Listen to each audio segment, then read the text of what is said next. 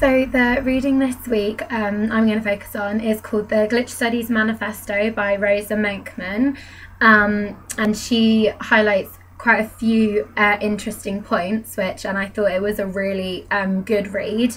So the first thing she discusses is this idea of the glitch, and talks about it as this positive consequence, and she has a quote that says, "A deluded consumer myth about progression towards a holy grail of perfection."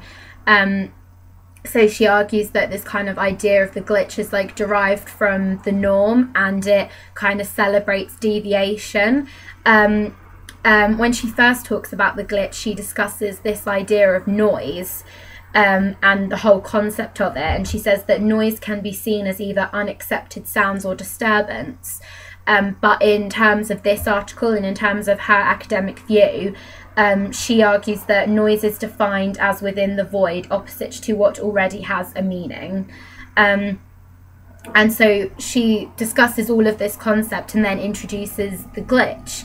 And what she says about the glitch is that the glitch is a wonderful experience of an interruption that shifts an object away from its ordinary form and discourse.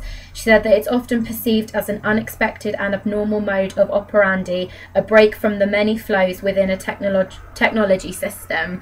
So it's again reiterating this whole point of it's like deviation, and it's like breaking away from the traditional norms, this whole idea of the glitch. And she argues that she uses this bending and breaking as a metaphor for difference to stand out, and this is where she introduces glitch art, which is what we're focusing on this week.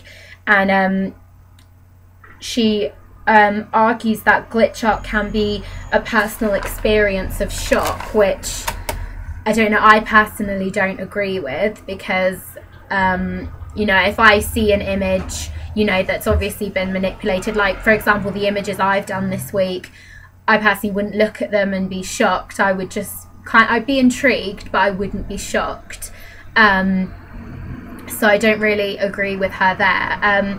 She also talks about how glitch art is kind of becoming a commodity, which I think is particularly inevitable, seeing as we live in such a capitalist society. And you can see examples of this everywhere. I mean, Kanye West's music video where he uses it, and you know, you can now buy things like cushions and clothes that have this kind of glitch art element to them. So I do think it's pretty inevitable that they were going to be commodified at some point. Even if they hadn't, they definitely would have been pretty soon, I think, because companies and especially marketing execs are always looking for different ways to reach the consumer, and if this is kind of the new up and coming thing, then they'll grab it as soon as they can. She argues that glitch art is used as an anti-software deterministic form, which I do agree with that, and that glitch art is going against the traditional norms of technology. And it's kind of the argument that when you use certain technologies, you know what's going to come out. Like, you know, if sometimes if you put a particular effect on a picture, you know what that effect looks like. You know, for example, like sepia or black or white, you know your picture's going to go, like if you chose to do sepia, you knew your picture's going to go in like a brown tone, like, you know. Whereas she's arguing that the whole point of glitch art is to go against that, and that you don't know, which I do agree with, because when we made our glitch art using Audacity, you just kind of put in the effects, but you didn't know what your picture was going to come out like. So I agree with her statement there.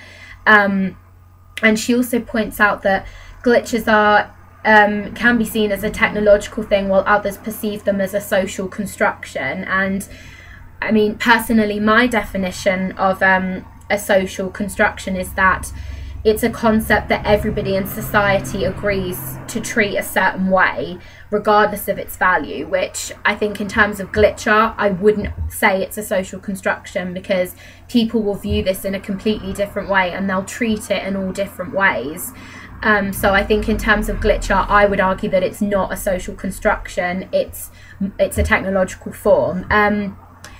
With regards to the reading as a whole, I personally think that it's kind of a little bit dramatic, and I don't particularly see this idea of the glitch art being a metaphor for difference. I just personally view it as a distorted image. I think obviously there's a lot more effective ways of showing this difference and showing deviation.